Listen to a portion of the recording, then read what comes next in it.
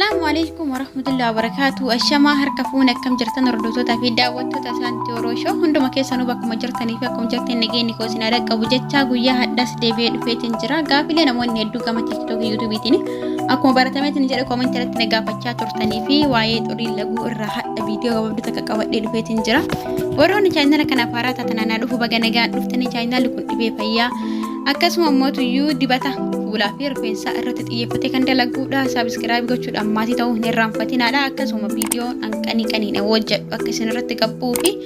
mallattoo bilbila santuuqaan isin jedha asumaan immoo gara viidiyoo kee gadhattoon isin dabarsu namoonni hedduu yeroo baay'ee keessattuu shamarran nuti warroonni biyya ormaa keessa jirru kuni dhukkubbii marsaa laga kuni kan hedduminaan irratti baay'atu jechuudha yeroo baay'ee kan dhukkubu sababbiin isaas sa'aatii 24 kan mana arabaa keessa dhaabataa oollu akkasuma hiqa gurguddaa kan ulfuudhaatiin oollu kanarraa ka'ee hedduu tokko kan dhukkubu jechuudha akkasuma mootu shamarran warroonni umriin isaanii 14 hanga 18 hanga 24 ta'an kunniin gidduu ka jiranii dhukkubbii marsaa lagaa kuni kan dhibee gadaamessaatiin wal hin qabanne garuu umrii isaanii ol warroonni ta'anii warroonni fakkeenyaaf mallattoolee ammaan isin dha'u kun kan isin mul'isu yoo ta'e isin jedhe warroota dhibee gadaamessaatiin wal qabatu mallattoolee fakkeenyaaf otoo xurii laguu isinitti hin dhufin dura torbee tokko isin dhukkubu erga xurii laguullee irraa badee booda ittuma fufeetiin dhukkubu jechuudha xurii laguullee dhaabbata kan ta'etti dhufu warroonni kunniin kan dhibee gadaamessaatiin wal qabatu tokkoffaa irratti kan ilaaluu barbaadnu warroonni umriin keessan 24 gadi ta'ee fi kanneen fakkeenyaaf guyyaa tokko osoo xurii laguu isinitti hin dhufin guyyaa tokko dursee kan isin dhukkubu kuni mana keenya keessatti inni akkamitti yaalamuu dandeenya ofuma keenya warroonni jettanii fi fakkeenyaaf wantoota kana fayyadamuu dandeettan akkuma suuraa irratti argaatiin jirtan kana qarafaan kun mana arabaa kam keessattuu hin argama jechuudha qarafaa kana yookiin immoo biyya keenyatti bunatti guratanii biyya ormaa kanatti illee buna caala garuu nyaatatti kan hojjetaniini girfaa jedhama afaan arabiitiin jechuudha girfaa jedhama tumtanii akka shaayiitti maankaa tokko danfistanis dhuguu dandeessu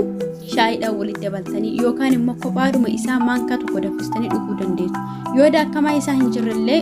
osoma hin daakinni fireedhuma isaa kana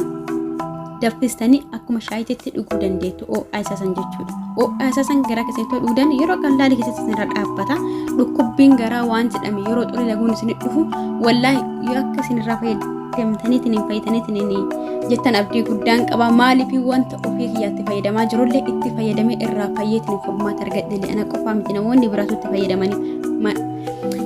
kiniin illee namaaf hin kennama kiniin san caala garuu osoo danda'ame warroonni shamarranii isa kana fayyadama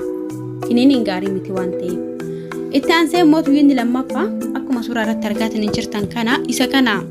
biyya arabaa kana keessatti dubartoonni hedduu yeroo baay'ee dubartoonni arabaa bishaan itti buufataniitidha kan yeroo duddu dhukkubu yeroo qorraas ta'ee yeroo dhukkubbii laguus ta'ee fuudhanii bishaan itti buusanii garaa yookiin immoo dugda jala kaatanii irra kan ciisan jechuudha isinillee yeroo xurii laguu isinitti dhufu isa kana yeroo garaa keessan kana gama handhuura kanarratti gaggalisin dhukkubu kana fuutanii irra kaachuu dandeessu yoo inni hin jiraanne immoo fooxaa fuutanii